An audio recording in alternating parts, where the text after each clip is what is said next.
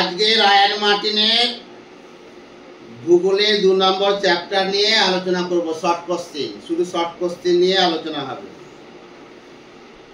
আমি প্রশ্ন বলবো, তোমরা উত্তর পারলে বলার চেষ্টা করবে, তা না হলে আমি বলে দেব, ঠিক আছে? 1 নাম্বার দেখো, যে পূর্ণবৃত্তাকার রেখা পৃথিবীকে সমান দুভাগ করে তা হলো মহাবৃত্ত। এটা উত্তর হবে মহাবৃত্ত। সবাই ঠিক করে নাও, উত্তরটা হবে মহাবৃত্ত। নাম্বার 2, পৃথিবী আবর্তন করছে পশ্চিম থেকে পূর্বে। কোন দিক থেকে? পশ্চিম থেকে পূর্বে। পৃথিবী আবর্তন করছে পশ্চিম থেকে পূর্বে।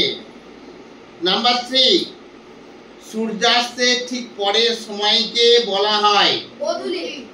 গোধূলি। সূর্যাস্তের ঠিক পরের সময়কে বলা হয় গোধূলি। নাম্বার 4, কোন গ্রহে বাতাস না থাকলে সেখানে আকাশের রং হয় কালো। কোন গ্রহে যদি বাতাস না থাকে সেখানে আকাশের রং হবে কালো।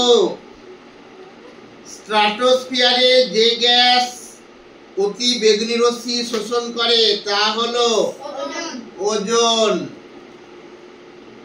ওজোন স্তর। এবারে পৃথিবীকে বেষ্টন করে থাকা গ্যাসীয় আবরণকে কি বলে? বায়ুমণ্ডল। বাতাসের ধুলোকণায় সূর্যরশ্মি প্রতিফলিত হয়ে বিচ্ছুরিত হলে আকাশের রং কি হয়? নীল হয়। যে পদ্ধতিতে আগত সৌররশ্মি ভূপৃষ্ঠকে উত্তপ্ত করে না তা হলো ঘনীভবন। বোঝা গেল? বৃষ্টিপাতের পরিমাপ মাপা হয় যার দ্বারা, তার নাম কি? রেইন গজ। বৃষ্টি মাপা যন্ত্রের নাম হচ্ছে রেইন গজ। শব্দের তীব্রতা পরিমাপ করা যন্ত্রের নাম কি? ডেসিবেল। বায়ু দূষণের ফলে ক্ষতি হয় শিশুদের, বৃদ্ধদের, মহিলাদের না সকলেরই ক্ষতি হয়। ভারতের একটি পশ্চিম বাহিনী নদী হলো কাবেরী, গোদাবরী, মহানদী, নর্মদা। কোনটা হবে? নর্মদা। পৃথিবীর দীর্ঘতম হিমবাহ হলো সিয়াচেন হিমবাহ। দেখে নাও। পাট হলো এক প্রকার কি জাতীয় ফসল? তন্তু জাতীয় ফসল।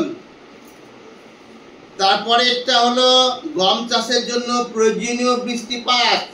কত বৃষ্টিপাতের প্রয়োজন? 50 থেকে 100 সেন্টিমিটার বৃষ্টিপাতের প্রয়োজন। মানচিত্রে কৃষি জমি বোঝাতে যে রং ব্যবহার করা হয় তা হলো সবুজ। কৃষি জমিতে সবুজ রং ব্যবহার করা হয় মানচিত্রে। পশ্চিমবঙ্গের অন্যতম আদিবাসী জনজাতি হলো সাঁওতাল। পশ্চিমবঙ্গে সাঁওতাল উপজাতি বেশি বাস করে।